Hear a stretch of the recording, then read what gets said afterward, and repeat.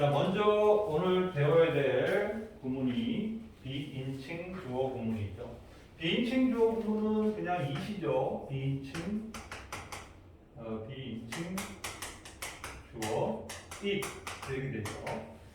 네, 비인칭 주어 it은요 문장에서 기능상의 주어 역할만 할 뿐이지 무슨 해석이 되거나 이런 건 아니라는 거죠. 뭐 그것은 이런 식으로 표현이 해석이 안 된다. 그냥 주어의 역할을 문장을 뼈대를 일단 문장이 완성하기 위해서는 뭐 주어도 있어야 되고 동사도 있어야 되는 거니까 그때 그냥 그 문장 속에 주어 역할을 한다. 그러면 어느 경우에 비인칭 it이 등장하느냐 이거만 알면 되겠죠. 어떤 경우에 오느냐. 보통 시간을 의미하는 표현이라든가 그리고 계절, 명암, 날씨, 거리, 중량, 네, 좀 많죠. 뭐 시간에 대한 얘기를 한다든가, 계절을 얘기한다든가, 명암은 어둡고 밝은 거 얘기한다든가, 날씨, 그죠? 그리고 뭐 거리 혹은 중량 등을 지칭할 때, 이런 표현들이 등장할 때는 비인칭 it을 활용해서 사용한다. 하나의 관용구라고 보시면 돼요. 아셨죠? 그리고 이제 여기서 하나 조금 어려운 부분이 이제 상황의 it이라는 거예요. 상황의 it은요. 네. 상황의 it이 이 중에서 가장 대표적인 문장이다. 우리가 흔히 만나는 상황의 it이 이거죠. It happened that 이런 식으로 쓰는 거죠. that 이하가 that 이하의 일이 발생하다. 여기 아무런 해석이 되지 않죠. 근데 that 이하의 상황이죠. 어떤 상황이 벌어졌는가, 어떤 일이 벌어졌는가를 설명할 때 it happened that 이렇게 쓰죠. 그리고 it seemed that 이것도 아주 유명하죠. it seemed that 이하인 것 같다. 역시 이거 상황을 설명한 거죠. 뭐뭐인 것 같다. 어떤 상황인 것으로 보인다라고 할 때 역시 it happened that, it seemed that. 그래서 이 경우의 it도 역시 비인칭의 주어로서 상황의 it을 설명하는 거다. 이렇게 보시면 돼요. 대부분 이 비인칭 주어 it은 관용구로서 사용하는 경우가 많아요. 우리 아주 대표적으로 뭐 what time is it now 이렇게 표현하죠. 지금 몇 시예요? 라고 할 때 여기서도 뭐가 나왔어요? it이 등장하죠. 이건 시간을 나타내기 때문에 등장하는 거죠. 그래서 what time is it now? 지금 몇 시예요? 라고 할 때 이 it은 아무런 해석이 되지 않죠. 하지만 시간을 지칭하는 표현으로서 이 문장에 비인칭 주어로서의 역할을 하고 있다라는 걸 알 수 있죠. 비인칭 주어로서. 그래서 비인칭 주어는 그냥 문장 속에서 대부분 관용구로 되어 있다. 그러니까 이때 it은 특별한 해석이 안 되고 그냥 문장의 주어 역할을 담당할 뿐이다. 이런 해석일 경우에 그렇다. 이렇게만 정의 내리면 돼요. 아주 복잡한 건 아닙니다. 한번 볼까요? 2-5는 뭐 쉬우니까 88번부터 한번 봅시다. It took me 40 years to write my first book 이랬습니다. 내 첫 번째 책을 쓰는 데는 40년이 걸렸다라고 했는데 88번은 관용구 중에서도 가장 유명한 관용구 중에 하나예요. 그래서 이렇게 외워두면 됩니다. It, pay, 목적어, 시간, 투부정사. 네, 투부정사 하는데 목적어가 투부정사 하는데 어떤 시간이 걸리다, 필요하다 이런 식의 해석이 됩니다. 그래서 it take 목적어, 시간 투부정사. 목적어가 투부정사 하는데 얼마만큼의 시간이 걸리다, 필요하다. 이거 뭐 아주 많이 쓰이는 유명한 관용 구문이다 이렇게 보시면 돼요. 이때 it도 역시 비인칭 주어다. 비인칭 주어는 사실은 가주어 역할을 하죠. 가주어 역할을 합니다. 비인칭 주어는 가주어 역할을 하죠. 그래서 88번에 it이라는 놈은 비인칭 주어로서 역할을 하고 있다는 걸 볼 수 있죠. 자, 89번은요. It seemed that the medicine helped his recovery. that 이하인 것처럼 보인다 하고 it seemed that은 관용구라 그랬죠. 그 약이 help his recovery, 그의 회복을 도와주는 것으로 보인다라고 해서 상황을 설명하는 거죠. 그 약이 그의 회복을 도와주는 것으로 보여. It seems that 이거 관용구예요. 그냥 기본적으로. 자, 90번도 봅시다. It snowed in the Sahara Desert for 30 minutes on the 18th of February 1979. 1979년 2월 18일 약 30분 동안 사하라 사막에 눈이 내렸다 이거죠. 날씨와 관련된 거죠. 예, 날씨와 관련돼서 이승 비인칭 주어 어서 역할을 한다라는 걸 알 수 있습니다. 91번. How far is it from here to the nearest subway station? 가장 가까운 지하철역이 여기에서 얼마나 머나요? 역시 거리를 이야기하는 이 문장에 how far is의 is은 비인칭 거리를 나타내는 비인칭 주어다 라는 걸 알 수 있죠. 92번이요. It didn't seem that they were close friends. 그들은 친한 친구인 것처럼 보이지 않았다 이런 얘기죠. 그들은 친한 친구인 것처럼 보이지 않았다. 이건 뭐 it seemed that하고 똑같은 문장이에요. 그냥 뭐 it didn't seem이라서 과거, 그러니까 부정문으로만 썼을 뿐이지 똑같은 문장입니다. 93번. It's Monday morning. 월요일 아침이다. 이 시간이죠. 요일, 뭐 시간, 그러니까 뭐 시간의 범위가 많잖아. 요일, 그렇죠? 년도, 뭐 예를 들어 뭐 이런 거 다 계절 이런 것도 다 시간 개념이기 때문에 It's Monday morning 이것도 뭐 이시 시간을 나타내는 비인칭이라고 보시면 되죠. 월요일 아침이다. There's a long week ahead of us. 우리 앞에는 아주 긴 한 주가 있다 이런 얘기죠. 이제 여러분들 방학이니까 뭐 이런 느낌은 없겠네요, 그죠? 월요일 긴 한 주가 있다. 그런데 학교에서 보증 수업 하면 내거죠? 안 하죠? 네. 그래요. 그 놀겠다고 맘만 먹으면 진짜 신나게 놀 수 있는 거네, 그지? 공부 좀 해. 이제 우리 저 과제책, 그죠? 다 받았죠? 못 받은 사람 없죠? 과제책? 너 못 받았어? 네.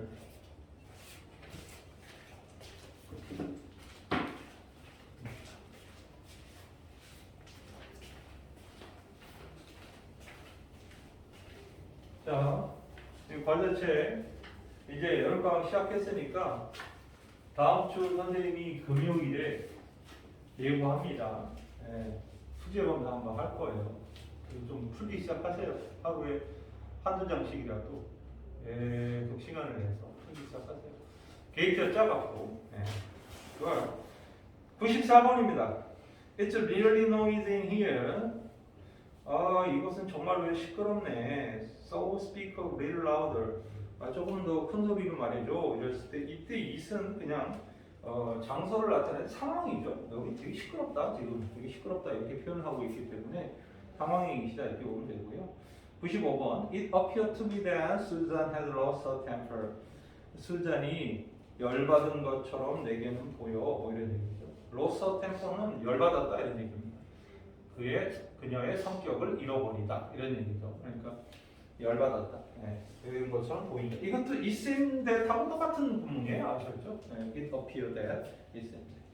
96번. To my surprise, 놀랍게도 it happened that I got an A in math. 내가 수학에서 A 학점을 받는 일이 벌어졌어. 뭐 이런 얘기죠. It happened that도 관용구라 그랬죠? 그래서 이시 상황을 나타내는 이시라고 했습니다.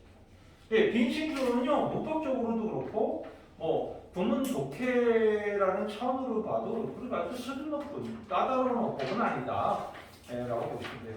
그러나 2-6 수식을 받는 주어 파트는 요거는 좀 조심해야 돼요. 물론 이게 이제 기본 파트다 보니까 문장들이 짧고 간단하게 나왔을 뿐이죠. 그쵸? 짧죠? 다 대부분 한 줄이잖아요. 그죠? 근데 원래 이 수식을 받는 주어는 맘만 먹으면 엄청 길어질 수 있어요. 그래서 얘가 난도가 높아지면 높아질수록 상당히 어려운 놈이다. 그래서 이번 기회에 기본적으로 나중에 길고 복잡한 문장이 나오는 거는 나중에 배우더라도 일단 기본적으로 이렇게 문장 구조가 만들어질 수 있구나 라고 이해를 해야 돼요. 이게 무슨 소리냐면 우리가 문장에 주어가 있고 동사가 있고 목적어나 보어가 있고 그리고 부사, 부절 이렇게 있다고 선생님이 얘기했잖아요. 문장의 기본 틀이 이거라고 얘기했죠. 자, 이 기본적인 문장 틀이 엔드 봇 오어가 나오면 한 번 더 돌림 노래를 한다 그랬죠. 그렇죠? 그래서 길고 복잡해진다 그랬어요. 근데 길고 복잡하게 만들어지는 첫 번째 이유가 엔드 봇 오어가 나와서 한 번 더 문장이 또 나오니까 어렵고 복잡해지는 거거든. 그런데 엔드 봇 오어 말고 문장을 복잡하게 만드는 게 바로 수식 어구들이에요. 주어를 수식하는 수식 어구나 절. 또 목적어를 수식하는 수식 어구나 절. 역시 보호를 수식하는 수식 어구나 절. 심지어 부사구 속에 있는 명사가 전치사 명사가 있어. 그럼 이 명사를 수식하는 수식 어구 절. 이런 것들이 문장 속에 지금 선생님이 써놓은 것처럼 만약에 이게 오형식 문장에 주어, 동사, 목적어, 보호에 부사, 부까지 있는 상황에 각각 주어에도 수식어구가 있고 목적어에도 있고 보어에도 있고 부사에도 있으면 이 문장은 정말 장난 아니게 길고 복잡한 문장이 되어버리겠죠. 그래서 사실은 독해를 할 때 가장 문장 구조에서 가장 피곤하게 하는 게 세 가지인데요. 하나는 접속사들이 난무해갖고 계속 문장을 돌림 노래로 봐야 되는 거야. 계속 꼬리에 뭐 그리고 뭐 또한 이렇게 나가야 되는 그 경우. 두 번째는 수식 어구들이 너무 많은 거예요. 다닥다닥 덕지덕지 붙어갖고 주어 하나만 딱 나오는데 주어 하나를 또 설명해. 어떤 주어냐면 하고 설명해. 그리고 목적어 나왔는데 어떤 목적어냐면 하고 또 설명해. 그러니까 문장이 길고 복잡해져. 그리고 마지막 하나 어려운 게 뭐냐면 문장이 정상 어순이 아닌 거야. 뒤집어져 있거나 사라지거나 이런 것들 특수구문이라고 하죠. 그러니까 익숙하지 않죠. 그냥 원래 다 있어도 헷갈려 죽겠는데 없어진다든가 제자리에 없다든가 이러면은 정말 헷갈릴 수밖에 없죠.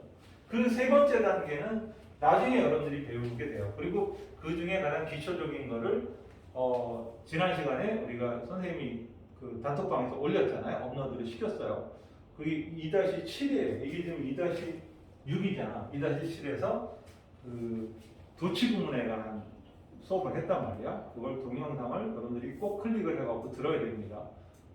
인원수 확인할 거야. 알았지? 네. 그래서 이 오늘은 뭐냐면 이 중에서도 주어를 수식하는 놈에 대한 얘기를 한다는 거예요. 다시 말해서 주어가 이렇게 있는데 이 동사하고 주어 사이에 이렇게 공간을 만들어 놓는 거죠. 그래서 얘를 이렇게 수식하는 거예요. 이게 세 가지가 있어요. 하나, 둘, 주어, 동사, 얘가 이걸 수식하는 모습. 세 번째, 주어, 동사, 얘가 이걸 수식하는 모습. 이렇게 세 가지가 나타나는데 가장 흔한 게 바로 관계사예요. 관계사가 이렇게 관계대명사절이 길게 늘어지죠. 이제 주어를 수식하는 거죠. 예를 들어 이게 사람이면 여기 후 이런 거 나오고 후 이런 거 나오고 얘가 사물이면 위치 이런 거 나오고 네. 그리고 that 이런 거 나오고 그러니까 위치나 that 같은 거 나왔을 때 목적격이면 생략도 자주 돼요. 생략이 되면 또 피곤해요. 그래서 이 문장의 주어를 수식하는 가장 대표적인 수식어구는 관계대명사다. 알았죠? 이거 첫 번째. 두 번째는 바로 PP, ing, 분사구문이에요. 분사구문. 그리고 여기에 투부정사도 있어요. 투부정사. 그러니까 PP나 ing나 투부정사는 앞에 있는 주어를 수식할 수 있는 수식어구로서의 역할을 해요. 어떤 주어인지. 그러니까 PP로 수식해도 되고 ING. 이거 뭐 수동이고 이건 능동이고 이 투부정사는 이 둘하고 차이가 뭐냐면 투부정사는 좀 미래적인 거예요. 미래적인. 그렇게 해야 할, 앞으로 될, 뭐 이런 식의 해석이 되고, 얘네들은, 과거나 현재적인 거예요. 예전에 그랬었던, 지금 그러고 있는, 뭐 이런 식의 표현할 때는 PP나 ING를 써요. 그러니까 이놈을 쓸지 이놈을 쓸지를 선택하는 것은 요런 뉘앙스의 차이다. 이렇게 이해하면 돼요. 하지만, 분사, 투부정사는 주어를 수식하는 그런 기능을 갖고 있다. 세 번째는 전치사구죠. 전치사가 이끄는 문장이 주어를 수식해요. 가장 대표적인 게 오브 전치사죠. 오브 이하하는 명사 이런 식으로 얘를 수식하는 거예요. 그래서 오브가 가장 대표적이에요. 물론 오브만 나오는 건 아닌데 상당히 많은 전치사가 나오지만 어부가 그 중에서도 제일 많은 경우를 차지한다. 그래서 1번, 2번, 3번의 경우는 뭐냐면 주어하고 동사가 이렇게 멀리 떨어지게 만드는 효과도 있다 보니까 해석을 할 때 조심해야 돼요. 그러니까 얘네들이 주어 동사 관계라는 걸 얘가 길면 길수록 찾기가 어려워지겠지. 그치? 마찬가지예요. 얘도 그렇고. PP, ING가 길면 길수록 얘네들이 주어 동사라는 걸 찾기 어려워져요. 뭐 얘는 두 말할 필요 없어요. 똑같아요. 그러니까 이제 여러분들은 본문에서 뭔가 문장을 길어지게 만드는 요소들을 빨리 이해하고 분석할 줄 알아야 돼요. 거기에 어휘력이 플러스 되면 영어 실력이라는 게 발생하는 겁니다. 그게 영어 실력이 출발점이야, 얘들아. 알았지? 단어만 외운다고 영어 점수나 실력이 늘진 않아. 하지만 외운 단어를 이렇게 문장에다가 써먹을 수 있는 능력이 생기기 시작하면 그때부터는 실력이 가속도가 붙기 시작해요. 영어는 절대로 영어 점수가 이런 방향으로 올라가지 않습니다. 예를 들어 여러분들이 1시간 공부하고 2시간 공부하고 3시간 공부하고 10시간 공부했을 때 영어 점수가 이렇게 요 정비례해갖고 올라간다면 아니 공부만 하면 되잖아, 그치? 근데 그렇게 안 된다는 거야. 영어는 무조건 이렇게 올라갑니다. 네. 이렇게 조금 올라가는 것 같다가 한동안 안 올라가. 그러다 또 쭉 올라가고 또 한동안 안 올라가고 쭉 이런 식으로 가요. 아시죠? 그러니까 내가 1시간, 2시간, 3시간, 4시간 했는데도 1시간 공부한 거랑 4시간 공부한 거랑 차이가 없을 때가 많다는 거예요. 그럼 애들이 뭐야 4시간 했는데도 안 되네 이러면 포기하죠. 이럴 때 점수가 떨어져요. 안 올라가요. 계속하면 이제 이쯤에서 한 5시간, 6시간에서 한번 쭉 올라가요. 쭉. 한 레벨이 올라가요. 그리고 또 7시간, 8시간, 9시간, 10시간 했는데 5시간 한 거하고 똑같아. 그러니까 애들이 또 답답해하죠. 그러니까 하는 만큼 올라가야 이게 재미도 나고 그러는데 영어는 그렇게 안 올라가요. 그러니까 상당히 영어 성적 올리기가 제일 어려운 과목 중에 하나다. 그런데 진득하면 돼요. 진득하면. 누가 이기나 한번 해보자. 그래. 가랑비에 옷 젖는지 모르는 전략으로 계속 하고 가는 거야. 단어도 그냥 조금 아유 이거 뭐 내가 이거 100개 더 외운다고 5점도 안 올라. 그래도 상관없어요. 계속 어휘력을 쌓아놓는 과정들이 중요하다. 그러면 어느 시점에서 영어 점수는 포텐이 자동으로 빵 터지게 되어 있습니다. 근데 그거를 못 견디는 거죠. 애들이 진득함이 없어. 네. 그래서 영어 잘하는 사람들의 공통점은 일단 진득해요. 꾸준해요. 엉덩이가 무거운 것이 딱 앉아갖고 그거만 하는 거죠. 그걸 못하고 뭐 1시간 공부한 거 가지고 그냥 그날 공부 다 한 것처럼 막 보기 힘들고 막 이러면 안 돼요. 장기적으로 해야 됩니다. 자, 그렇다면 이제 주어를 수식받는 주어에 대한 97번서부터 한번 해봅시다. 자, 누가 누구를 수식하는지를 가로를 쳐서 화살표를 잘 해보세요. 여기 뭐냐면 most exciting for kids가 the day를 수식하고 있죠. 그렇죠?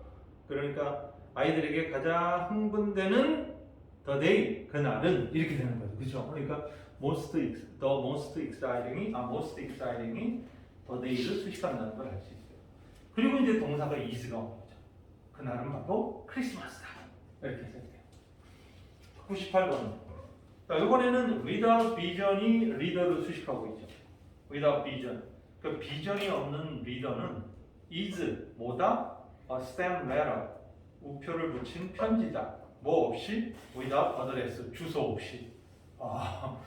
주소 없이 우표 붙인 편지는 어떻게 돼요? 뒷문장. 그 편지는 it can never reach its destination. 그 목적지에 결코 도달할 수 없다는 거죠. 주소가 없으니까 어디로 갈지 우표는 붙여져 있는데 주소가 없으면 어디로 갈지 모르는 거죠. 그러니까 비전 없는 리더는 한 나라를 목적지가 없는 곳으로 흘러가게 될 수 있다. 이런 얘기죠. 99번. 자, 반부 프로덕이 주어고 useful for everyone, everyday life라는 이 형용사인데 being이라는 분사구문이 생략된 거예요. useful 앞에 being이 생략된 겁니다. 그러니까 매일매일 삶에서 유용한 이게 그 반부 프로덕을 수식하고 있죠. 매일매일 삶에서 유용한 대나무 제품들은 are made by 누구에 의해서 만들어지는 거예요? highly skilled worker. 고도로 숙련된 노동자들에 의해서 만들어지는 것이다. 이런 얘기죠. 그러니까 대나무 제품들은 아무나 만드는 게 아니라는 거죠. 초보가 만들 수 있는 게 아니라는 거죠. 상당히 고도 숙련된 노동자들에 의해서 만들어진 것이다. 자, 100번. 100번은 of the secret to happin이 원을 수식하고 있죠. 예, to happiness. 행복의 비결 중의 하나는 이 원이 주어예요. 그죠? 원이 주어니까 is가 된다죠. 바로 contentment. 만족하는 것이다. 이거죠. 만족이다. 행복의 비결 중에 하나는 만족이다. 101번. 자, 이번에는 to handle in life가 또 to hardest thing을 수식하고 있죠. 삶에서 다루기 가장 어려운 힘든 두 가지는 이거죠. to hardest thing, 두 개의 가장 힘든 것, 즉 인생에서 다루기 가장 힘든 두 가지는 failure and success, 실패와 성공이다. 그 다음에도 to predict the future가 the best way를 수식하고 있죠. 그러니까 미래를 예상하는 가장 좋은 방법은 이거죠. 그러니까 to predict the future가 the best way 주어를 수식해요. 그게 뭐라고? to invent it. 미래를 만드는 것이다. 네가 만들어라 이거죠. 103번입니다. living in town이 역시 people을 수식하고 있죠. 도시에 살고 있는 사람들은 don't know the pleasure of country life. 시골 삶의 즐거움을 모른다. 역시 people이 주어고 don't know가 동사인데 living in town이 people을 수식해요. 104번도 written by a famous writer가 북을 수식하고 있다는 거 알 수 있겠죠? 유명한 작가에 의해서 쓰여진 책은 is not always good book. 항상 좋은 책이라고 할 수는 없다. 그러니까 항상 좋은 책은 아니다. 그러니까 뭐 좋은 책일 때도 있는데 안 좋은 경우도 있다. 그죠? 105번 which 관계대명사 for까지가 sweater를 수식하고 있다는 거 금방 알 수 있죠?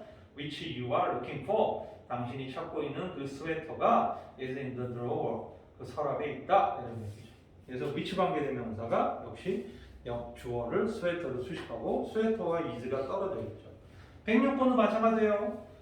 who are good at excuse가 관계대명사절이죠. 얘가 does를 수식하죠. 그러니까 변명을 잘하는 사람들은 이거죠. excuse는 변명이죠. 변명을 잘하는 사람들은 seldom good at. seldom은 부정어니까 뭘 전혀 못해요? anything else. 다른 어떤 것은 전혀 못한다. 그러니까 변명을 잘하는 놈은 다른 건 제대로 하는 게 없다는 거예요. 네. 그러니까 여러분들 내가 뭐 못하는 거 있으면 깔끔하게 인정하고 또 잘하는 거 있으면 또 뭐 잘한다고 하고 이러면 되죠. 근데 뭐 요리 빠지고 조리 빠지고 이렇게 잔머리 굴리다 보면 보승과는 모면하는데 결국 그게 나한테 부메랑으로 돌아가요. 네. 자, 어쨌든 오늘 배운 것 중엔 얘가 좀 까다로웠어요. 물론 여기 지금 기본 구문이다 보니까 어렵지는 않게 나왔지만 이건 앞으로 여러분들한테 2번, 3번 이상 더 만나게 될 중요한 구문이다. 이렇게 기억하면 돼요. 잠깐 쉬었다 갈게요.